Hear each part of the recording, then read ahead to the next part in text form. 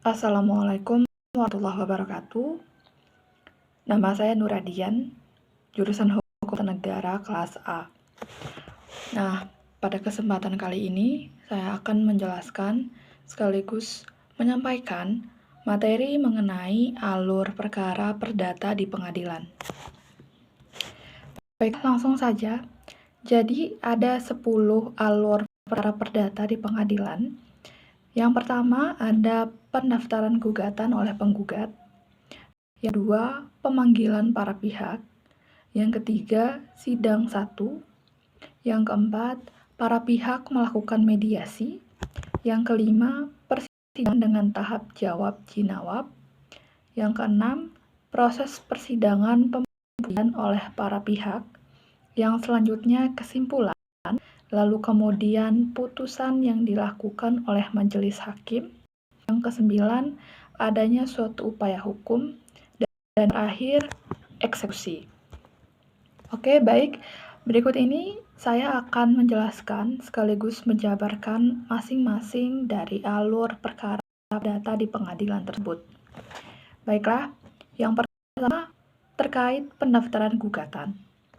Jadi, pendaftaran gugatan itu dilakukan oleh penggugat pada pengadilan negeri yang berwenang dan kemudian membayar biaya perkara.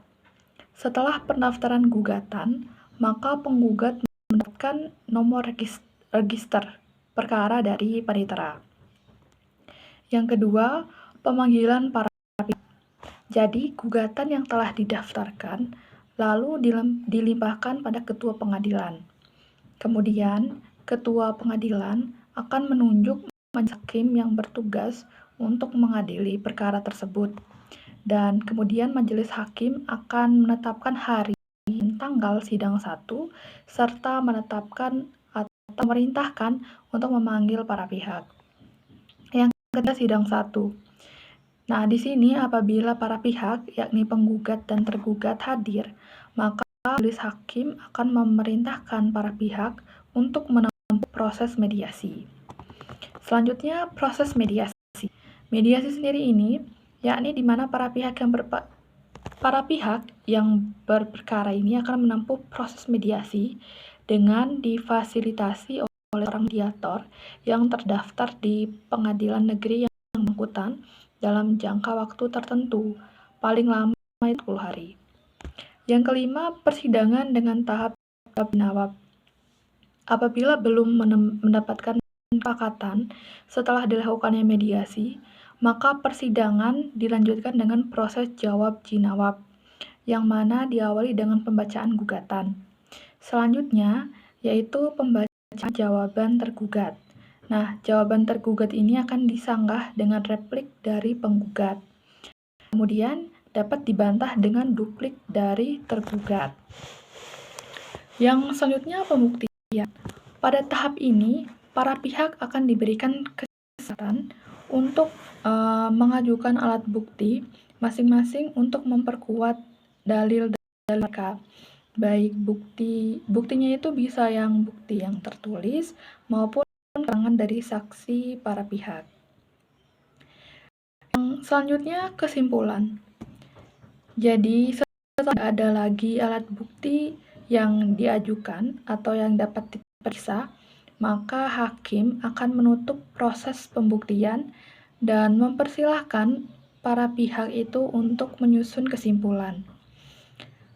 Kesimpulannya itu berisi pendapat para pihak untuk memperkuat dalil-dalil mereka berdasarkan hasil pembuktian. Lalu yang ke-8, putusan. Nah, apabila para pihak telah selesai membacakan kesimpulannya, maka majelis hakim akan menjatuhkan putusannya. Yang ke-9 yakni upaya hukum. Jadi, apabila pihak yang merasa keberatan atas putusan yang dijatuhkan oleh majelis hakim, maka dalam jangka waktu yang ditentukan, pihak yang keberatan ini dapat mengajukan hukum. Upaya hukumnya itu dapat berupa banding, kasasi, maupun peninjauan kembali.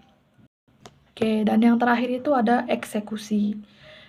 Jadi, eksekusi itu apabila putusan itu telah memiliki kekuatan hukum yang tetap atau inkrah, maka pihak yang dimenangkan oleh putusan tersebut dapat memohonkan pelaksanaan putusan.